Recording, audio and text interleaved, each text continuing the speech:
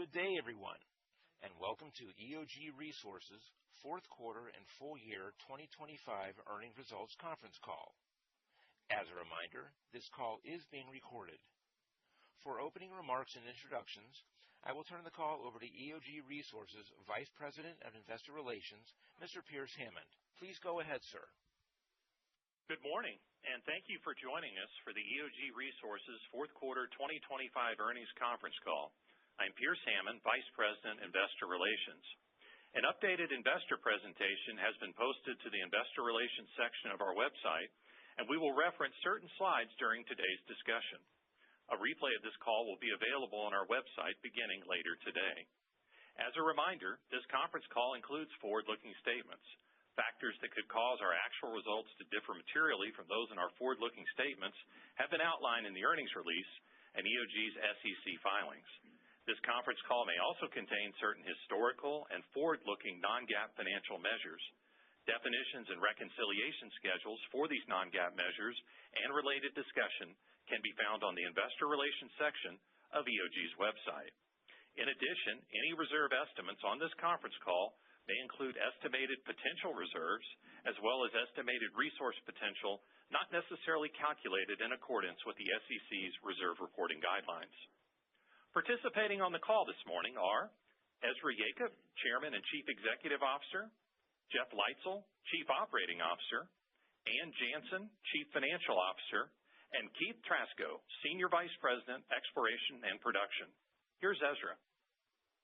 Thanks, Pierce. Good morning, and thank you for joining us. 2025 was a remarkable year for EOG. Overall, our year was characterized by disciplined capital allocation, strong execution across our operations, and robust free cash flow generation. We didn't just meet the targets set forth in our operational and capital plan. We exceeded them while expanding our business both domestically and internationally, laying a foundation for the future. We surpassed our original oil and total volume targets while delivering in-line capital expenditures. We continued driving down well costs through sustainable operating efficiency gains, and our differentiated marketing strategy delivered peer-leading U.S. price realizations, which combined with lower cash operating costs, helped strengthen margins. Beyond extending our track record for excellent operational execution, 2025 was transformational. We completed the strategic Encino acquisition, entered exciting international exploration opportunities in the UAE and Bahrain, and brought online the Janus gas processing plant in the Delaware Basin. We also continued leading on sustainability, publishing new emissions targets after achieving our prior targets ahead of schedule. Each of these developments fundamentally improves our business and better positions EOG going forward as being among the highest return and lowest cost producers with strong environmental performance. Operational excellence in 2025 drove outstanding financial results and top-tier cash returns to shareholders.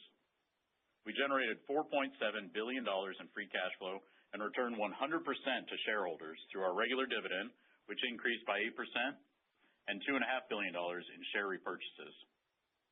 Let me put our 2025 financial performance in a broader perspective. EOG has generated annual free cash flow every year since 2016. We've never cut nor suspended our dividend in 28 years. Further, over the past 3 years, we've generated $15 billion in free cash flow and returned $14 billion to shareholders while generating an average 24% return on capital employed. We've done this all while maintaining a pristine balance sheet. This isn't luck. It's the result of consistent execution of our resilient business model and represents a fundamental differentiator versus peers. And we expect more of the same in 2026. Modest oil production growth as we maintain capital discipline, further integration and optimization of the Utica acquisition, and continued natural gas growth into emerging North American demand. Looking ahead, we have a disciplined plan for 2026. Our strategy prioritizes activity in the Delaware Basin, the Utica, and the Eagle Ford, while increasing activity in Dorado alongside continued international investment. Our Utica asset provides a compelling opportunity for value creation as we continue to identify additional upside from the Encino acquisition as well as advancing our technical understanding of the play. And in the Delaware Basin, after adjusting our development strategy in 2025, we expect consistent well performance year over year. At guidance midpoints, our 2026 plan is expected to generate approximately $4.5 billion in free cash flow using strip pricing, delivering growth, exploration, a competitive regular dividend, and excess cash returns. Our break-even price to cover the 2026 capital program and regular dividend is $50 WTI. Overall, the 2026 capital program balances both short and long-term free cash flow generation while supporting future growth and maintaining our pristine balance sheet. Our 2026 plan is contemplated in our updated three-year scenario. The scenario reflects modest oil production growth aligned with current macro expectations. It maintains our current cost structure despite our persistent track record of driving costs lower through efficiency gains. Finally, the scenario is underpinned by our deep inventory of high-return assets across our multi-basin portfolio. Using WTI price ranges of $55 to $70 per barrel from 2026 through 2028, the updated three-year scenario delivers 5% cash flow and greater than 6% free cash flow compound annual growth rates, generating cumulative free cash flow of $10 billion to $18 billion and earning robust double-digit returns on capital employed. This updated three-year scenario demonstrates how EOG's relentless focus on returns, our diverse multi-basin portfolio, and industry-leading exploration capabilities provide clear visibility to sustain high returns and durable free cash flow generation for years to come. Overall, the three-year scenario delivers approximately 20% higher free cash flow in 2026 through 2028 than the actual results for the prior three-year period, assuming the same price deck.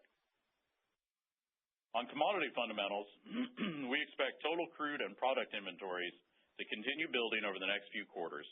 However, increasing global demand, geopolitical factors, and stockpiling of petroleum reserves are providing price support. Beyond near-term dynamics, we remain constructive on medium to long-term oil prices being driven by steady demand growth and the need for additional supply. Importantly, global spare capacity is declining, which should provide an oil price floor while geopolitical events will continue to drive upside price volatility. On natural gas, our outlook remains positive. U.S. natural gas enjoys two structural bullish drivers: record LNG feed gas demand and growing electricity demand. We expect U.S. gas demand to grow at a 3 to 5% compound annual growth rate through the end of this decade.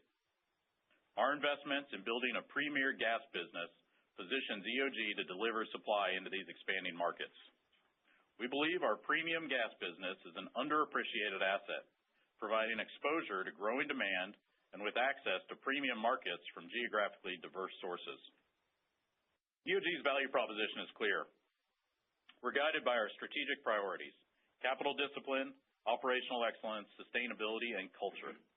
Our 2025 results demonstrate consistent execution across our premier multi-basin portfolio, while our cash return performance reflects our unwavering commitment to disciplined value creation through the cycles. EOG is better positioned than ever to execute on our value proposition and create shareholder value. Now here's Ann with a detailed review of our financial performance. Thank you, Ezra. EOG's financial strategy remains steadfast. Invest capital in a disciplined manner, pay a sustainable and growing regular dividend, return significant cash to shareholders, and maintain a pristine balance sheet. The fourth quarter 2025 exemplifies this strategy in action. We generated adjusted earnings per share of $2.27 and adjusted cash flow from operations per share of $4.86, yielding free cash flow of nearly $1 billion. For 2025, EOG reported adjusted net income of $5.5 billion, or $10.16 per share, and free cash flow of $4.7 billion. For 2025, we delivered a 19% return on capital employed, maintaining our peer-leading ROCE. We continue to deliver on our commitment to return cash to shareholders. During the fourth quarter, we returned $1.2 billion to shareholders, $550 million through our robust regular dividend, and $675 million in share repurchases. For the full year, we paid $2.2 billion in regular dividends, or $3.95 per share, representing an 8% increase over 2024, and we repurchased $2.5 billion in shares. Our 2025 cash return was 8.2% of our market cap, which led our peers. With $3.3 billion remaining under our current share repurchase authorization, we have ample flexibility for additional opportunistic buybacks. In today's dynamic energy environment, share repurchases are especially compelling, and we expect to remain active on share buybacks, continuing to enhance returns through the cycles. Our peer-leading balance sheet provides an outstanding competitive advantage. We ended 2025 with $3.4 billion in cash and $7.9 billion in long-term debt. Combined with our undrawn $3 billion revolver, total liquidity stands at approximately $6.4 billion. Our leverage target of total debt at less than 1x EBITDA at bottom cycle prices remains among the most stringent in the energy sector, providing both downside protection and the flexibility to invest strategically through cycles. Finally, we increased proved reserves by 16% to 5.5 billion barrels of oil equivalent, continuing our long track record of reserve growth. Net proved reserve additions from all sources, excluding price revisions, replaced 254% of 2025 total production. Turning to 2026, we expect capital spending of $6.5 billion at the midpoint of guidance.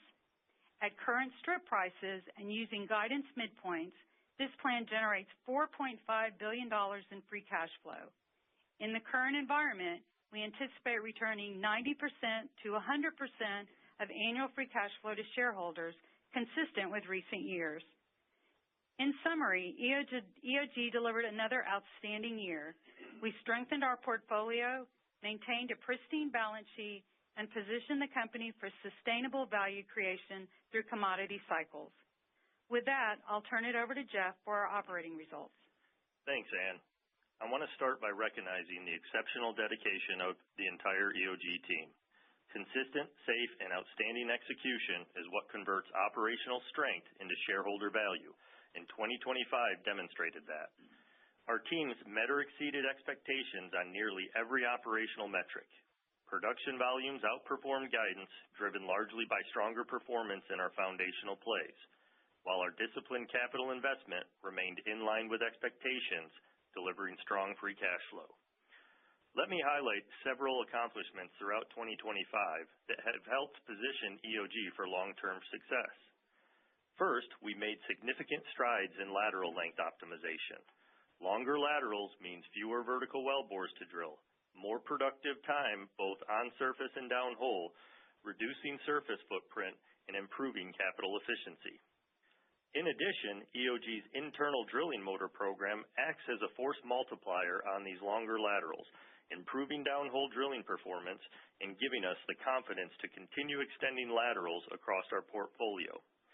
We are focused on drilling 2 to 3 mile laterals in the Delaware Basin and 3 to 4 mile laterals in the Utica and Eagle Ford plays.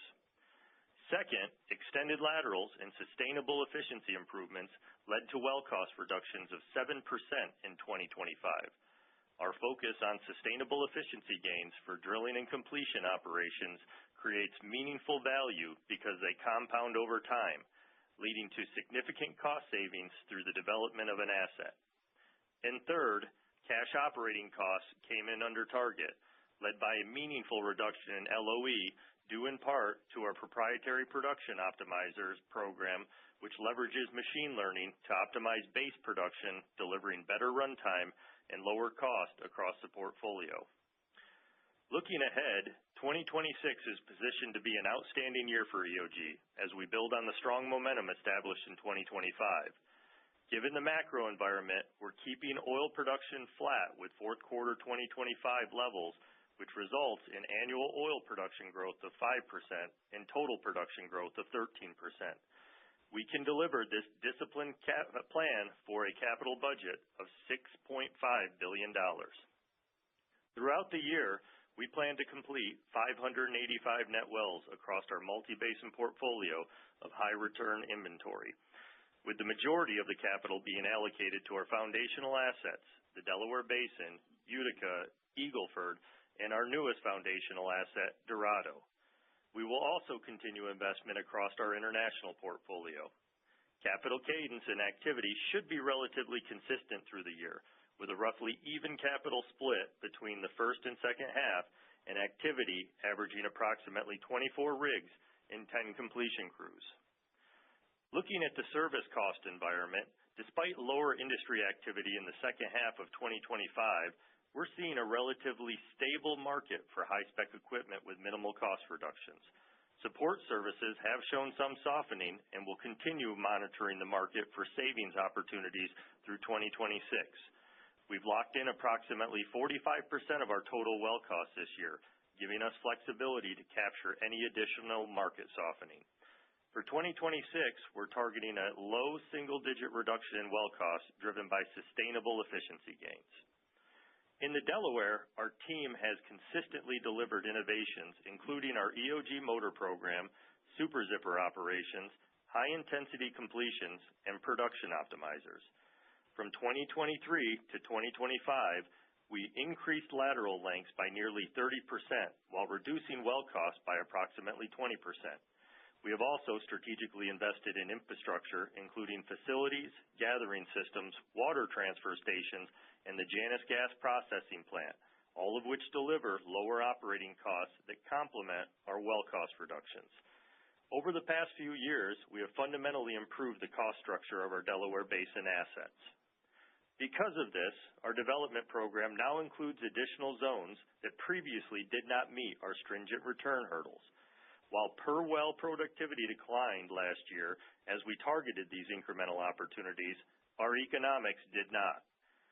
Our 2025 Delaware program continues to deliver over 100% direct after-tax returns at $55 WTI while improving capital efficiency by 4%. For 2026, we expect consistent year-over-year well productivity and strong economic performance while averaging 13 rigs and 4 completion crews in the Delaware. In the Utica, the Encino integration is ahead of schedule, has exceeded expectations, and remains a significant focus for 2026. We achieved our $150 million synergy target ahead of our original one-year timeline from close, and we continue capturing additional synergy opportunities. We have achieved several operational wins with the Encino asset since closing the acquisition in August. We've increased the drilled feet per day by over 35%. EOG's scale and purchasing power has reduced casing costs over 30%. We've increased the completed feet per day over 10%, and our team has reduced on-site facility costs by 20%. These achievements has helped us to reduce our well costs below $600 a foot by year-end of 2025. In addition, we're planning to have in-basin self-sourced sand in Ohio by the end of the year, which should further reduce completion costs. For 2026, we expect to run 3 rigs and 3 completion crews, completing 85 net wells. Our foundational Utica asset is positioned for continued improvement as we build upon the significant cost reductions achieved over the past few years. In the Eagle Ford, efficiency gains continue to improve economics. From 2023 to 2025, we increased drilled feet per day by 5%, while boosting completed lateral feet per day by 30%, driving a 15% reduction in well cost. Last year, we extended lateral lengths highlighted by the record 24,000-foot lateral on the Whistler E5H. For 2026, we expect to run 4 rigs and 1 completion crew, completing 115 net wells while continuing to leverage technology and efficiency gains. Turning to Dorado, we've made outstanding progress over the past few years and now have transitioned this world-class gas asset to our newest foundational asset. To be a foundational asset, the play must meet or exceed our high return hurdle, have significant running room, have a consistent level of activity which supports a full-time completions crew, and generate free cash flow. Dorado will meet these criteria this year and will stand beside our other foundational assets, the Delaware Basin, Utica, and Eagle Ford. In 2025, we met our exit gross production target of 750 million cubic feet per day and are targeting an exit rate of 1 BCF per day gross production in 2026.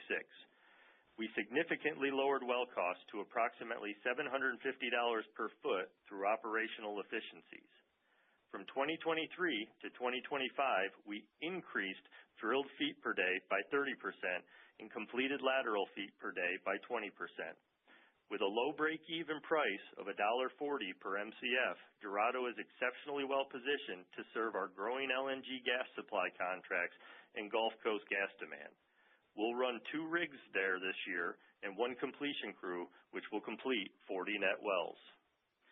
Our Gulf States exploration programs are moving forward, and the teams are making exciting progress. We commenced operations in Bahrain and the UAE in the second half of 2025 and will continue to test and delineate these plays throughout 2026. We anticipate having initial well results in the second quarter of this year. These opportunities leverage our technical expertise and extensive data set from thousands of unconventional wells across diverse plays, prime examples of EOG's commitment to organically expanding inventory through exploration. In closing, our 2025 performance demonstrates the strength of our multi-basin portfolio and operational excellence. As we execute our 2026 program, we're confident in our ability to deliver consistent results, maintain capital discipline, and generate strong returns for shareholders across all commodity price environments. With that, I'll turn it back to Ezra. Thanks, Jeff. As we close, I want to highlight why EOG represents a compelling investment opportunity and how we're positioned to deliver sustained shareholder value. First, our asset base differentiates EOG versus peers. With approximately 12 billion barrels of equivalents of high return, long-duration resources, we have diversified exposure across North American liquids, North American natural gas, and international conventional and unconventionals. This creates multiple pathways for value creation as each of these markets grows over the medium and long term. Second, our unconventional and exploration capabilities are a long-time hallmark of EOG. This core competency doesn't just unlock significant upside in our current inventory, it allows us to build future inventory in a low-cost, high-return manner. Third, we're a low-cost, efficient operator with deep technical expertise. Our relentless focus on innovation in drilling and completion techniques continues to drive our cost structure lower. This reflects our decentralized model that effectively creates a portfolio of pure-play companies that can leverage knowledge and expertise across the entire company.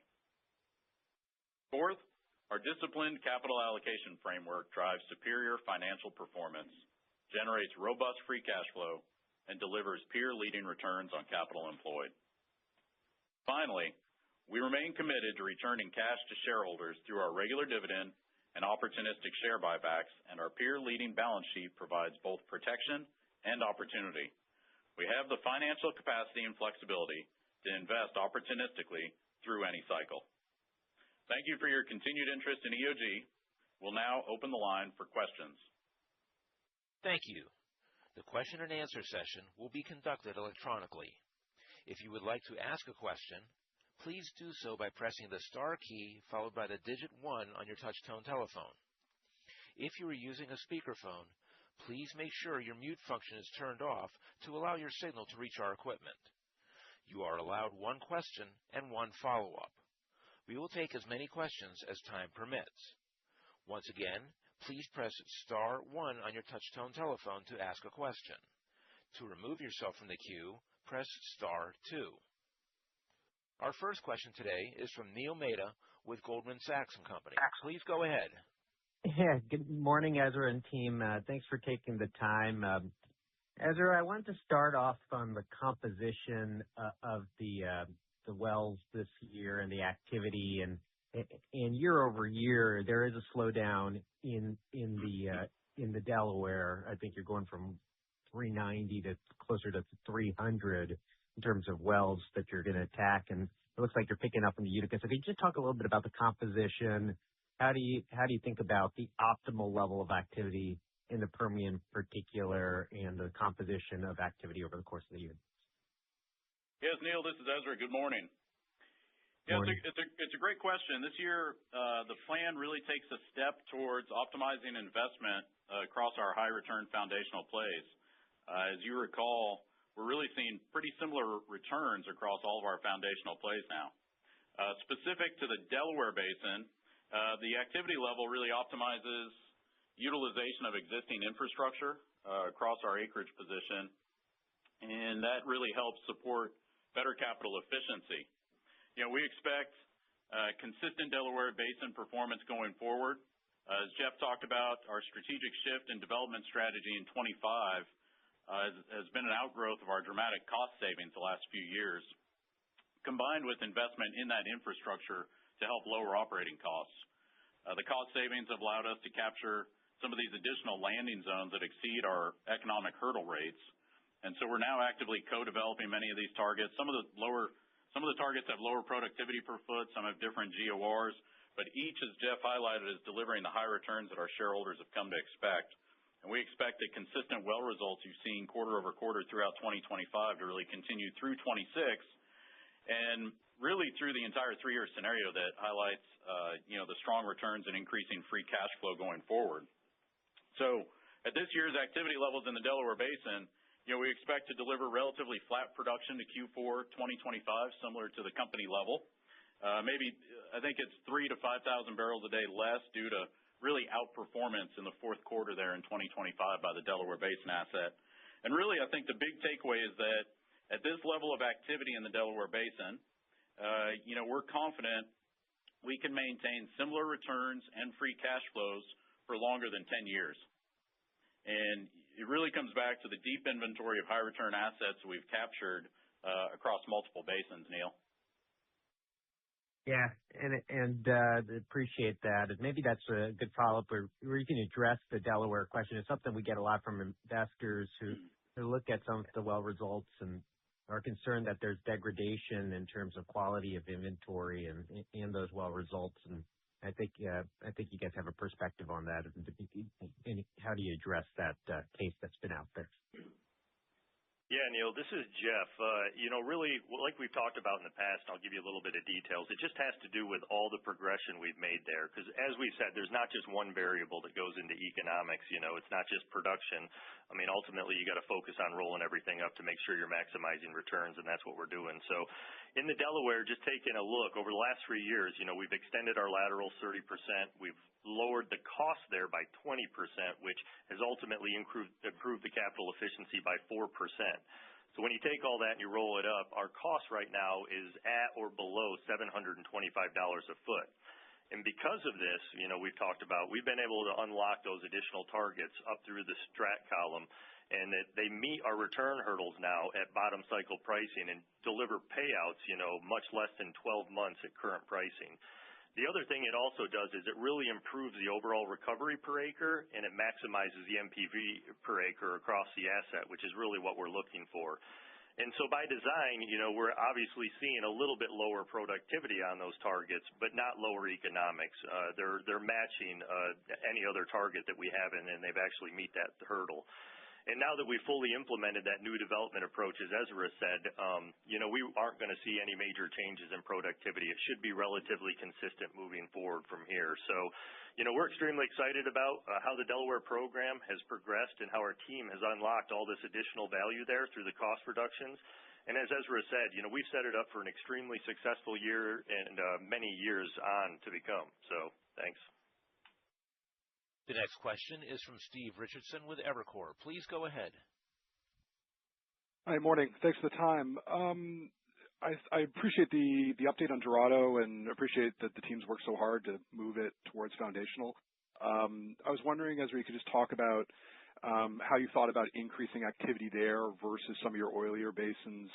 I appreciate the $1.40 break even, but just how do you think about the gas macro and how this play kind of fits into that. And I was wondering, as a follow-on to that, if you could kind of address how your LNG take contracts kind of change in 26 and 27. Yeah, Steve, good morning. This is Ezra. Yeah, listen, I appreciate the question about Dorado. As we've highlighted on slide 18, our deck, we've had a fantastic couple of years. We've dropped our well cost down to $750 per foot. We've increased drilled feet per day by 30%, completed feet per day by 20%. And so it's really dropped our break even down to about $1.40 per MCF, and that includes F&D, LOE, GP&T, G&A, and production tax. So we're still highly confident that Dorado, is the lowest cost gas supply in the U.S. With exceptional, geographic location, with its proximity to the Gulf Coast and premium markets. I think Jeff has talked about that we exited 2025 at about $750 million a day, and we plan to exit 2026 at about 1 BCF a day gross. And that measured pace of investment, Steve, it continues along just kind of our cultural approach to each of our plays. So we're investing in it with two things. One, to make sure we don't outrun our pace of learnings. We can continue to drive down the costs associated with any of our plays, but especially here in Dorado being a gas play. But the second thing is we really are growing into not only the emerging North American natural gas demand that we see, but really some of the contracts that we have. Now, we can supply many of our contracts from multiple basins, but as you brought up with our LNG specifically, as of Q1, we've actually increased our exposure to LNG by 140 MMBtu per day. So that's on top of the pre-existing 140 MMBtu per day that's linked to JKM or Henry Hub. We also have another 300 million a day that's already been going to LNG that's linked to the Henry Hub. And that leaves us one additional tranche of 140 MMBtu per day that we anticipate coming on later this year and will be linked again to JKM or Henry Hub. As we move into 2027, we have an additional contract, as you know, that's linked to Brent or U.S. Gulf Coast gas for a total of 180 MMBtu per day. Again, when we think about the first part of your question, Steve, how does Dorado compete for capital versus the liquids plays? That's one of the strengths of being a multi-basin company and having dedicated North American liquids plays and dedicated North American natural gas plays, is that we don't really see them competing against each other. They're really able to service different parts of the market. And what we see overall in the U.S. natural gas demand, much of it's coming from these longer cycle projects. Certainly there's an increase in U.S. electricity demand, but when we think about data centers, behind the meter, or LNG, oftentimes when you sit across the table negotiating with the other stakeholders, they're really looking for the confidence in 10, 15, 20-year, multi-decade type of contracts. And that's really the strength of having a dedicated North American natural gas play as opposed to associated gas. Really helpful. Great progress there, and congrats to the team in Corpus. I was wondering, just to follow up, this is the second year in a row that you've run more than 100% of free cash in terms of the buyback, in terms of cash returns to shareholders. Can you maybe just talk about that? The target is unchanged, but you've had we'd probably say a pretty squishy commodity price environment, but you've been able to do that and bolt on a pretty significant acquisition. So how do you think about that going forward? Is this just the best use of cash as the cash comes in? And just remind us, how does your view of value of the stock or relative performance, or how do you kind of all think about that buyback lever, which seems like you really like at the current time? Hey, Steve. Good morning. This is Ann. To address the free cash flow, of course, we're looking at the best ways to create value for the shareholders. And our pristine balance sheet places us in an excellent position to reward shareholders with robust returns of free cash flow. We have demonstrated, as you said, a commitment to return significant cash to our shareholders, and we do expect this to continue as we really don't see a need to build cash on the balance sheet. The current environment, as you noted, is dynamic and could provide the opportunity to return cash at similar levels as we have over the past few years. We start our cash return anchored by our sustainable growing regular dividend, and then we'll supplement that by share repurchases and or special dividends. And recently, we've had a focus on the opportunistic buybacks as a primary mode of additional cash return. So in the current environment, we're very comfortable returning that 90 to 100% of annual free cash flow that I outlined, and that's similar to what we've done over the past few years. Our focus just continues to invest our dollars to create long-term value for our shareholders. The next question is from Doug Legate with Wolfe Research. Please go ahead.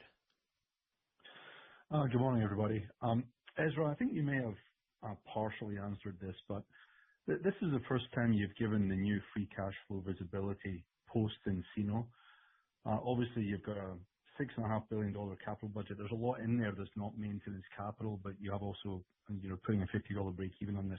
Where I'm going with this was, if I heard you right, did you say that on a sustaining basis, you think you can hold your free cash flow flat for 10 years or sustain it for 10 years? I don't want to put words in your mouth, but if I take the $6 billion high end at $70 oil, that gets you to about 2/3 of your market cap. So in other words, it's not enough. So can you just clarify what you were meaning there? And I've got a follow-up, please.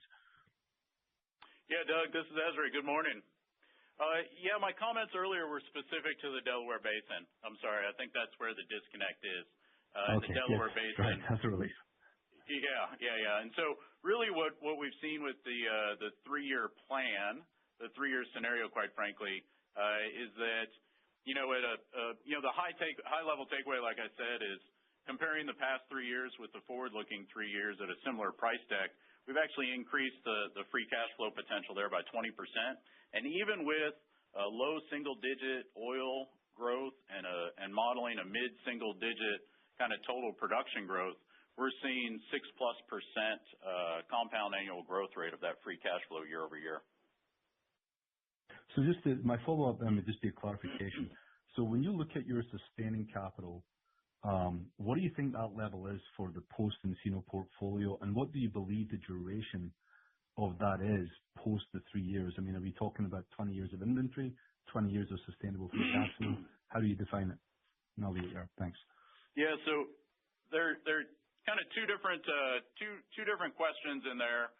Maybe I'll address the first one as far as the inventory life, and I'll let Jeff maybe follow up with the details on our maintenance capital number post-Encino.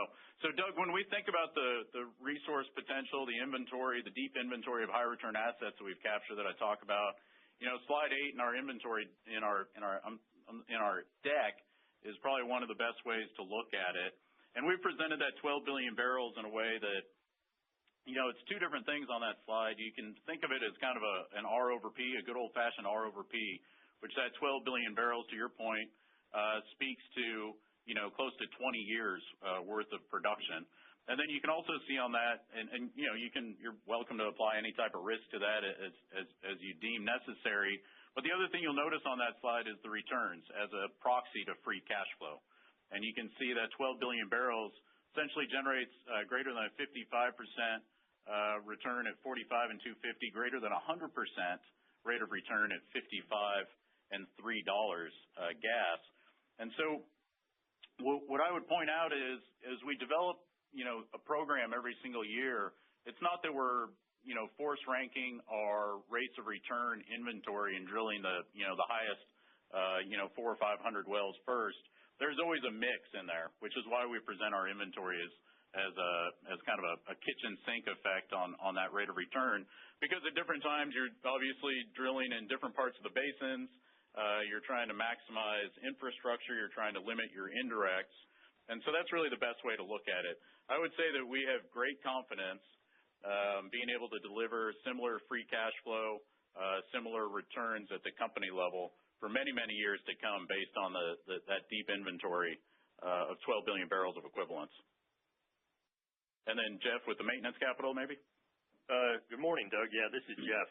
You're correct. It's been a handful of years since we've updated that maintenance capital, and with it updated, its current range right now is from $4.8 billion to $5.4 billion, so midpoint around 5.1. And really what this range represents is the capital required to hold production flat for a period of 3 years, and it also assumes our current well costs right now. So, and that's consistent with our updated 3-year scenario. The other thing I'd say is the big changes that have really happened since the last update is you hit on, obviously, the Encino acquisition we built into that.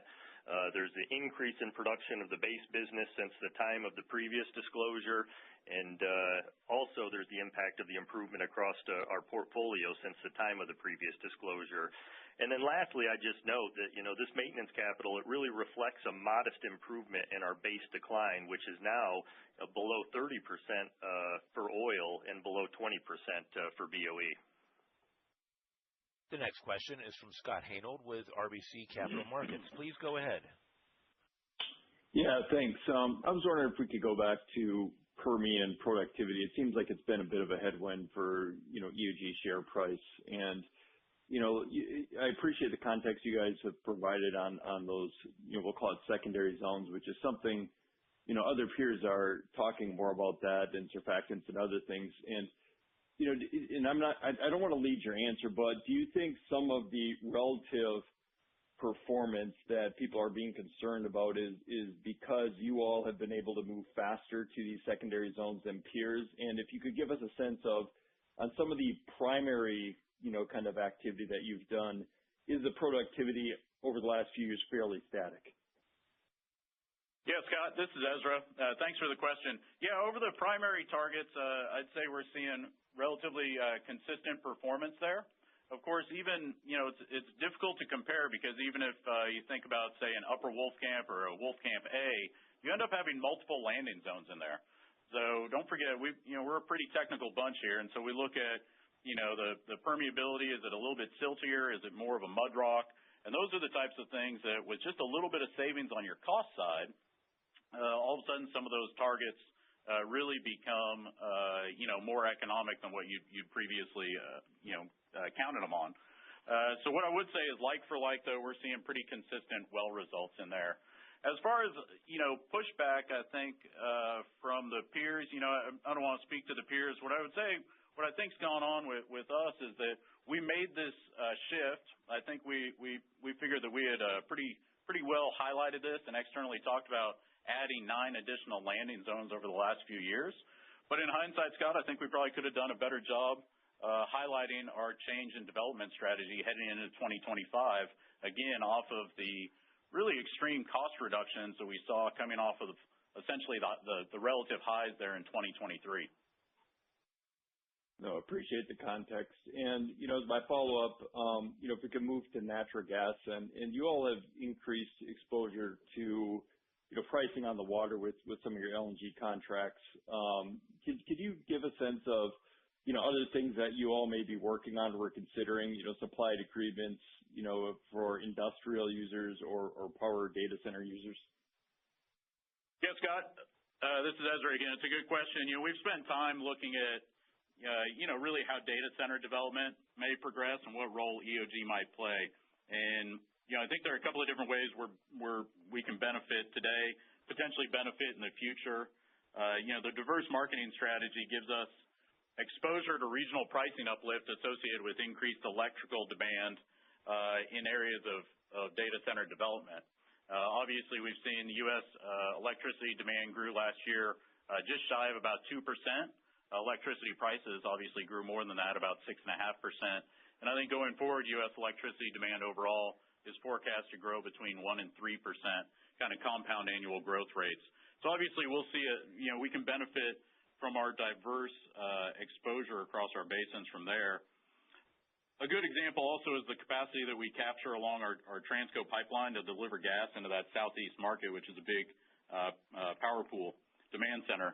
But really, another way we think that EOG might be able to benefit much more directly, and we have had negotiations along this path, is if we begin seeing development of data centers closer to power gen or closer to natural gas fields. We see both, especially South Texas and Ohio as having great potential to play a larger role in data center build-out. Obviously, the position that we have in Dorado and the Utica would benefit from that regional demand. I think when you think about South Texas, there's, especially Dorado, there's open space, there's water, you're far enough inland from any storm threats. There's a good amount of gas, a phenomenal amount of gas there. And there's also a good amount of fiber already in the ground. Now, right now, I'd say it's still surprisingly early on with a lot of the data center conversations, you see a lot of the construction is somewhat delayed or getting pushed out to the right a little bit as people, again, I think really try to wrap their minds around a multi-decade contract. But that's where we think that we've got a competitive advantage with Dorado, is that we've got the gas supply, low-cost gas supply, to stand up and support one of those longer-term projects. The next question is from Derek Whitfield with Texas Capital. Please go ahead. Good morning, guys, and thanks for your time. Regarding your 3-year outlook, I wanted to focus on the role international could play over that period and beyond that period. While onshore will undoubtedly carry the load in your financial performance, how should we think about the increasing role international could play as we exit the 3-year period? Yeah, Derek, appreciate the question on the 3-year scenario. The scenario does include capital for the Gulf States exploration and development. Beyond the capital that's really tied to the 26 plan, we're basically forecasting a slight increase in the activity in the Gulf States. The associated production assumption is really minor, and we're doing that in the 3-year scenario because those plays are still in the exploration phase right now. And we do assume success and declaration of commerciality, but in the time frame of the 3-year scenario, I would say that the specifics to the international assets are relatively minor.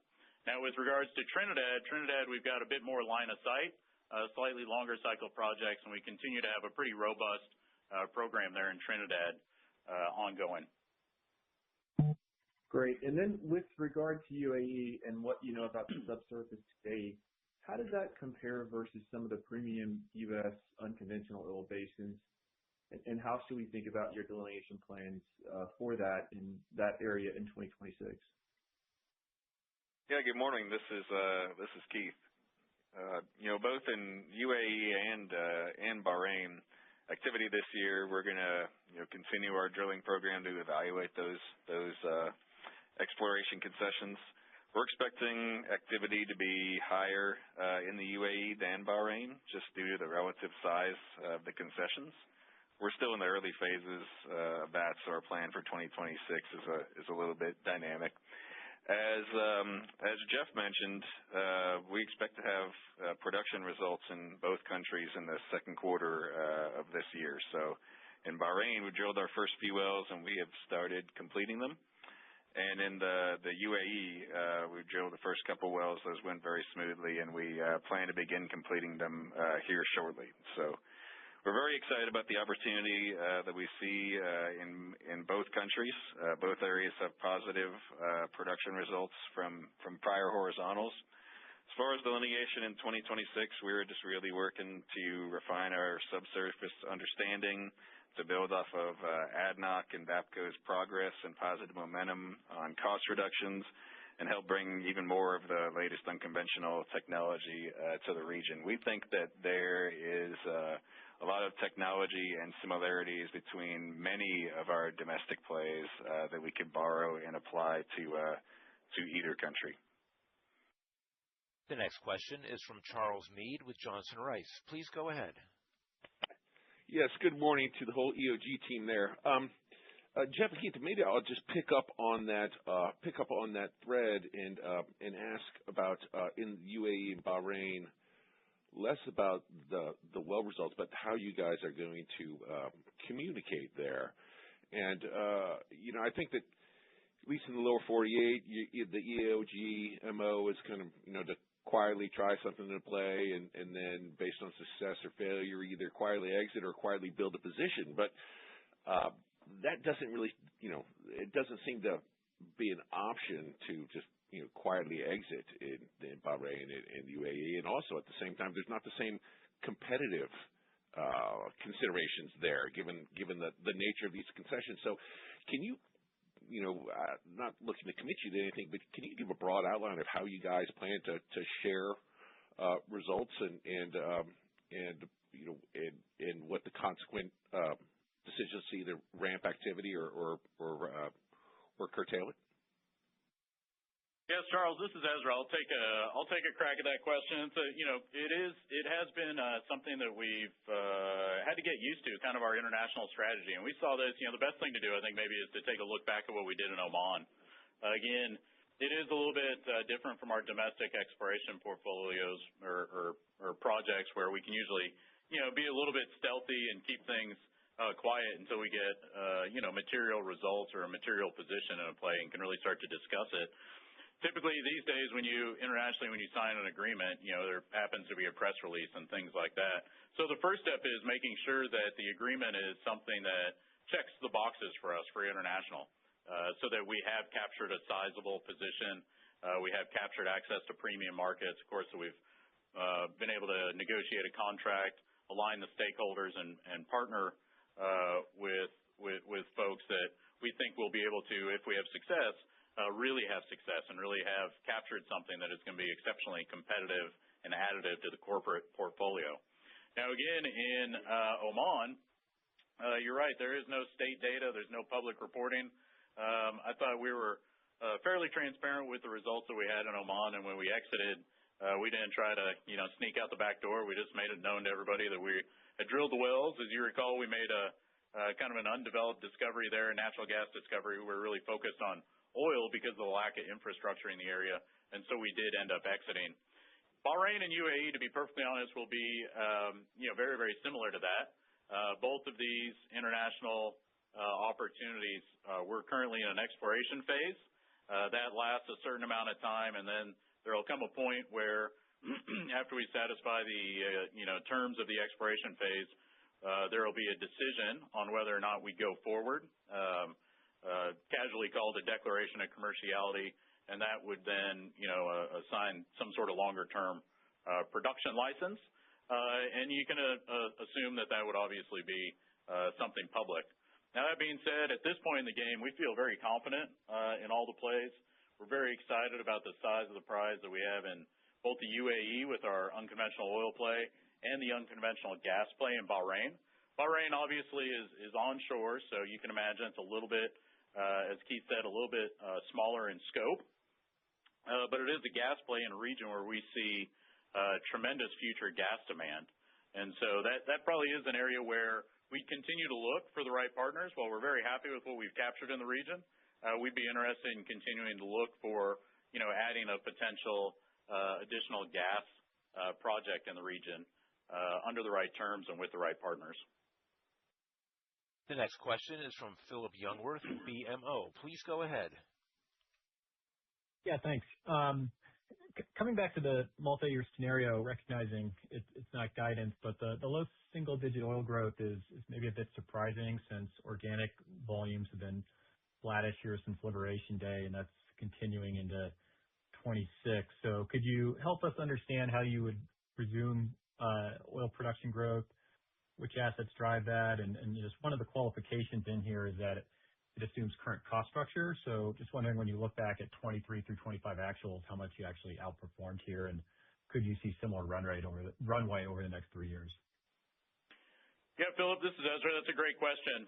So using current costs is just for line of sight. I do think with our consistent track record of lowering costs, that's the best data points that we have. But if you want to build in a little bit of conservatism, I could understand. What I would point out is that we've made tremendous strides over the past 3 years in the Delaware Basin. Part of that was with our sustainable operational efficiency gains. Some of that too, though, was in 2023 was relatively kind of the high watermark for costs across the industry. And then we've made tremendous progress lowering well costs across our 2 emerging assets as well. And as you know, early in these assets, early in the play development, you have the opportunity to make greater strides there. As far as returning to low single-digit oil growth, outside of the Liberation Day announcements that caused, really a little bit of concern on really the line of sight on what may happen with demand, coupled with spare capacity re-entering the market, we see that as a bit of an overhang for maybe the next couple of quarters. Certainly, there's a lot of commentary that the oil glut has been pushed to the right. We're seeing that as well. But what we're also seeing is that when you look at total product, Inventories have raised right to the 5-year, roughly in line with the 5-year average, and there is some additional spare capacity that's scheduled to come back to the market. That being said, we continue to see global demand growing, relatively strong and consistent at roughly that million to 1.2 million barrels per day, roughly maybe right at 1%, a little bit less than 1% compound annual growth rate. And that's really what gives us confidence in forecasting growth of low single-digit oil. Now, where that growth would come from, in the 3-year scenario, it contemplates a lot of growth out of the Utica, as a matter of fact. But quite frankly, we can grow from multiple basins if we needed to, if we wanted to. Really, the growth at the company level will really be determined by optimizing across each of those basins, the level of activity, the marketing agreements, where do we have infrastructure and things of that nature. Great. And then you met the $150 million in Encino synergies well ahead of schedule. I think you gave yourselves a year here. So could you just talk to the drivers, positive surprises now that you've operated the asset for 6 months? And I assume you're not done here in terms of driving improvement. You mentioned in-basin sand.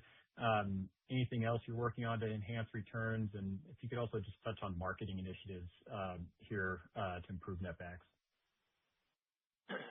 Yeah, Philip, this is Jeff. As we kind of touched on in our opening remarks, obviously we're extremely happy with how everything's progressed with the synergies there. And you've heard kind of how much success we've had across the operational side, with just drilling completions with our procurement side. Extremely happy and driven that cost down to $600 a foot. In very short order, we really have only been developing there a handful of years. As I kind of look forward, I think there's a handful of things that we can really lean on. Full rollout of the EOG support services. You kind of touched on it there. Once we implement self-sourced local sand, that's going to be a big initiative to really drive down costs. Also tying together a lot of our water infrastructure and maximizing reuse in the area. That's going to be a pretty big driver that we can use our technology from around the rest of the portfolio. Also, it'll take a little while and we're in process, but, implementing additional automation and measurement across, all of the acquired operations. We'll be able to, remotely manage and monitor wells and really take advantage of our 24/7 control room that monitors everything up there.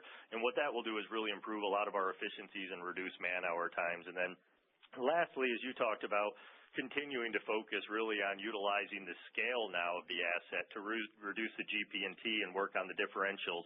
And I think the big ways we're going to do that, as I stated, is first and foremost, we like to control infield infrastructure and gathering. So we're going to focus on building that out, which should help bring our differentials down. And then on the marketing agreements, obviously just with the scale there, we have great relationships with the marketers. We're in contact with them regularly and continuing to look for options to be able to either extend out agreements and optimize those agreements to be able to lower the fees just because we have so much more volume and scale up there. So I really think, we're just kind of tip of the iceberg. We've got a lot of upside in the play. We've still got upside in synergies, and our team continues to uncover, opportunities every single week.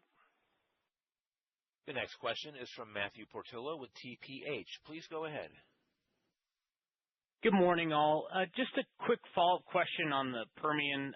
Great to see in the remarks that you're expecting stable productivity trends for the basin this year and also to hold production flat in 2026 on an exit-to-exit standpoint. I was just curious if you could maybe help us out a little bit on that last point for the outlook. Looking into 2025, I think you completed about 390 wells in the basin and drove about 10,000 barrels a day of growth. And obviously, you've highlighted a big drop in the well count this year down to about 300 wells. So I think the maybe missing piece around this might be the lateral length progression. So I was curious if you might be able to help us out on that front. Yeah, Matthew, this is Jeff. We've made great progress across our whole portfolio from a lateral length aspect, not just even in the Permian. So at last year alone, we increased our lateral length by 18% across the portfolio. And it really was driven by, as you're talking about, the momentum that we had with 3-mile laterals there in the Delaware Basin. So we had a substantial increase there and focus on that. We extended our laterals, in the Eagle Ford, where, in certain areas that were stranded, we were able to drill numerous 4-plus mile laterals. with obviously the record lateral that we had there on that Whistler E5H. And then the same thing in the Utica. We've got 3+ mile full program basically there across the board that's really helping push. If you look at the Delaware Basin, it's basically fairly flat actually from 25 to 26, and the reason for that is just the huge jump that we had last year. But obviously that has to do with a lot of our footprint and the leasehold that we have out there, but our team is always going to look for opportunities to go ahead and continue to make trades, bolt on additional acreage, and extend those laterals wherever we can, because I think we've proven, with our drilling technology, with the EOG motor program, and our approach, that we're able to drill those longer laterals with great success.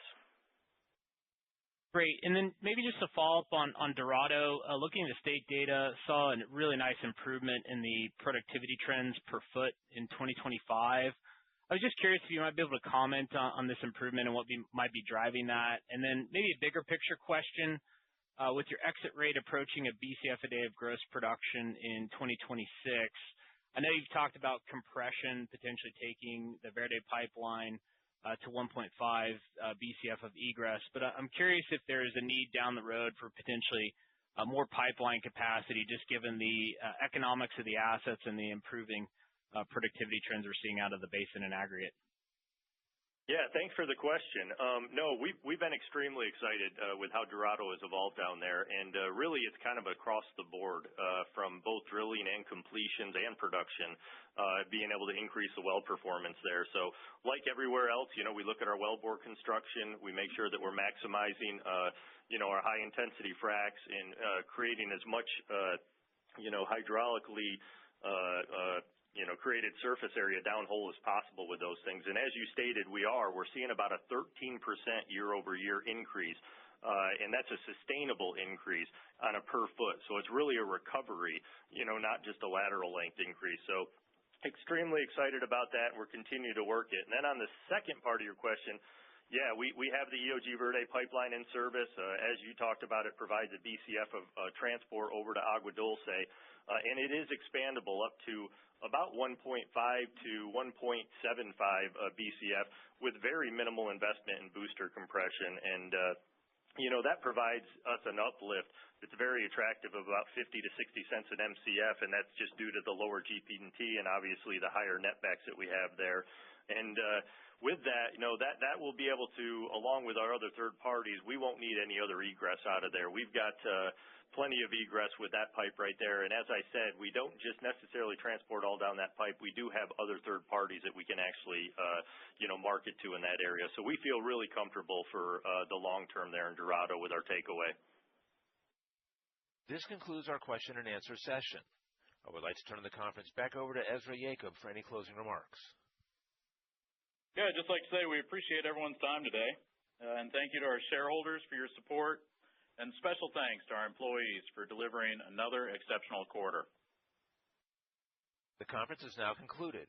Thank you for attending today's presentation. You may now disconnect.